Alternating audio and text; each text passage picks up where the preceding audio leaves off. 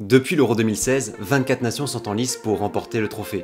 Un nouveau format source de débats et de polémiques. Pourquoi avoir élargi et est-ce une bonne chose? En route pour l'Euro épisode 2, c'est maintenant.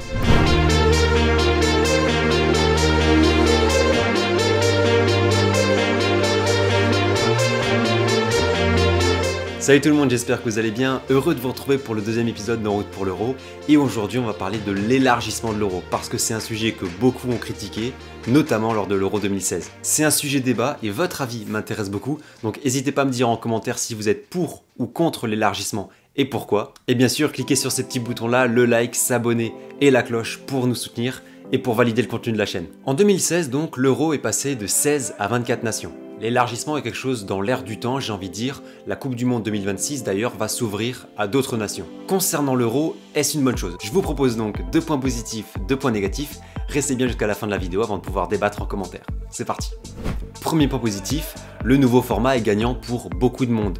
L'UEFA, le ou les pays hôtes, les fédérations nationales et aussi nous, les consommateurs, les fans de football. Dans l'ancien format, 8 équipes de 4 groupes se qualifiaient directement pour les quarts de finale, autrement dit la compétition passait très vite. L'Euro durait moins d'un mois, c'était le cas pour l'Euro 2008 et l'Euro 2012. Depuis l'Euro 2016, l'Euro s'étale du mois de juin jusqu'à presque mi-juillet. Les fans de football, forcément on est content. L'ancien format nous permettait de voir 31 matchs, le nouveau nous offre 20 matchs de plus, c'est énorme. En temps normal, si on oublie la pandémie, le nouveau format permet aussi de rapporter plus d'argent. D'abord à l'UEFA, logiquement, plus de matchs égale plus d'argent. Elle avait obtenu 1,3 milliard d'euros de recettes pour l'Euro 2012, presque 2 milliards pour l'Euro 2016. Et logiquement, la billetterie lui a rapporté plus d'argent parce que plus de matchs, avec 269 millions d'euros de recettes pour l'Euro 2016 contre 136 millions pour l'Euro 2012.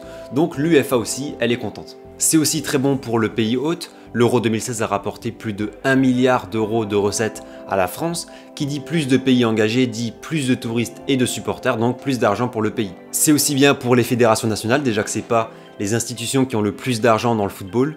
Plus de matchs de la part de leur sélection permet d'augmenter les fonds versés aux fédérations. Donc ce système plaît à beaucoup de monde, l'UEFA, le pays hôte, les fédérations nationales, mais aussi et surtout nous, les consommateurs et les fans de football. Le deuxième point positif qu'on peut voir, c'est le fait qu'élargir l'Euro peut permettre ou a permis à d'autres nations de découvrir la compétition. À 16 nations, le système est très fermé, alors qu'à 24, le nouveau format est propice aux révélations, aux surprises, aux choses que l'on n'attend pas. Sans le format à 24 nations, vous voyez, il aurait été difficile de voir l'épopée islandaise en France que nous avons tous adoré. Ça aurait été très difficile. Pareil, revoir la Hongrie, 44 ans après son dernier Euro, ça a été permis grâce au format 24 nations. Et pareil pour le Pays de Galles qui pour son premier Euro atteint les demi-finales après avoir éliminé la Belgique. Sans l'Euro 24, je pense honnêtement que ces pays ne nous auraient pas transmis les grands moments de football qu'on a vécu pendant l'Euro 2016. Cette année encore, on va découvrir ou redécouvrir 3 nations, la Macédoine du Nord et la Finlande, dont c'est le premier Euro. Et on va revoir l'Écosse 25 ans après sa dernière participation. L'occasion est donc merveilleuse pour ces pays de créer l'exploit et de susciter le soutien des supporters comme l'avait fait l'Islande en 2016. L'Euro à 24 permet cela, permet de découvrir des nations européennes et offre aussi à des millions de supporters l'occasion de découvrir une grande compétition internationale. Mais tout n'est pas idéal et forcément, il y a des points négatifs. Le premier point négatif est directement lié au dernier point, c'est l'inverse en fait. Si on ouvre la compétition, il est possible que le niveau diminue parce qu'on va ouvrir à des nations moins fortes. À 16 nations, c'était assez élitiste puisque s'affrontaient les 16 meilleures nations d'Europe. Donc si on rajoute plus de pays, il est possible que le niveau baisse, ça pourrait diminuer. Ça s'est encore accentué avec les réformes de l'UEFA et la possibilité de se qualifier via la Ligue des Nations.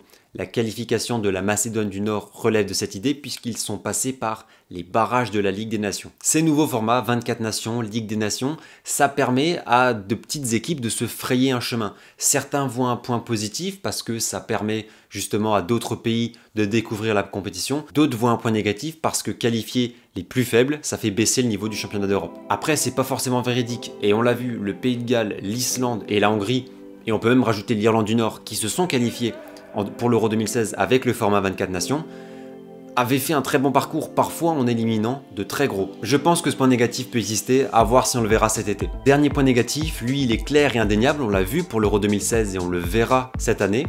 Le nouveau format crée une forme de déséquilibre et du désordre. Il peut y avoir un déséquilibre total dans les parties du tableau, on l'a vu pour l'Euro 2016.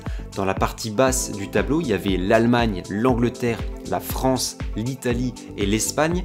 Tous les champions du monde européens étaient dans la partie basse du tableau. La presse, notamment italienne, avait critiqué ce déséquilibre. Mais le point très intéressant, c'est qu'il peut y avoir un désordre et des formes de calcul. Je vais m'expliquer. On vous a toujours dit, que ce soit pour l'Euro, la Ligue des Champions, la Coupe du Monde, qu'il fallait finir premier du groupe pour avoir des chances de jouer un adversaire moins fort pour la suite de la compétition. En 2016, on l'a vu, finir premier, c'est pas forcément un avantage. Le Portugal finit 3e, il gagne l'Euro 2016. Mais ce qui est problématique, c'est que finir premier pourrait ne plus être un avantage. Je vais vous le montrer, je suis sur la page Wikipédia de l'Euro 2021 dans la partie phase à élimination directe. On va aller voir le tableau final et il y a un match qui nous intéresse particulièrement, c'est ce match là, le premier du groupe D contre le deuxième du groupe F. Donc allons voir qui se cache dans le groupe D, qui se cache dans le groupe F. Donc dans le groupe D, c'est le groupe de l'Angleterre, de la Croatie, de l'Écosse et de la Tchéquie. Vraisemblablement, c'est l'Angleterre ou la Croatie qui va finir premier de ce groupe. Et donc ce premier va affronter le deuxième du groupe F. Autrement dit, le groupe de la mort, le groupe de la Hongrie, du Portugal, de la France et de l'Allemagne. Vraisemblablement, le deuxième de ce groupe, ça va être soit le Portugal, la France et l'Allemagne. Maintenant, allons voir un autre match. Et là, vous allez peut-être comprendre le raisonnement. Allons voir le match du deuxième du groupe D qui affrontera le deuxième du groupe E. Le deuxième du groupe D, donc, c'est le même groupe, c'est le groupe de l'Angleterre. Le deuxième de ce groupe va affronter le deuxième du groupe E, c'est-à-dire le groupe de l'Espagne, de la Suède, de la Pologne et de la Slovaquie. Supposons que l'Espagne finit en tête. La Suède et la Pologne devraient se jouer la deuxième place. Donc là, vous avez peut-être compris le principe. Moi, je me mets à la place du premier du groupe D. A-t-il vraiment intérêt à finir premier du groupe? Parce que s'il finit premier, il pourrait jouer un très gros morceau, la France, l'Allemagne ou le Portugal. Alors que s'il finit deuxième, il pourrait jouer la Pologne ou la Suède. Le problème, il est là. Le format actuel pousserait les équipes à ne plus finir premier parce que ça pourrait même être désavantageux dans la suite du parcours. Et forcément, ça pousse les équipes à faire des calculs. C'est les calculs dont je vous parlais au début. Est-ce que je finis premier ou est-ce que je finis deuxième? Finir premier, ça pourrait ne plus être un objectif. Et là, c'est contraire à l'idée du foot.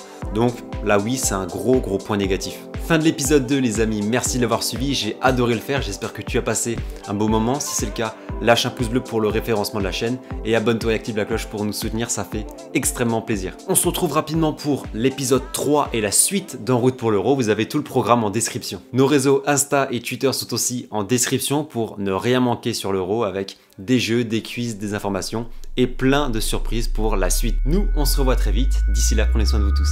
Ciao!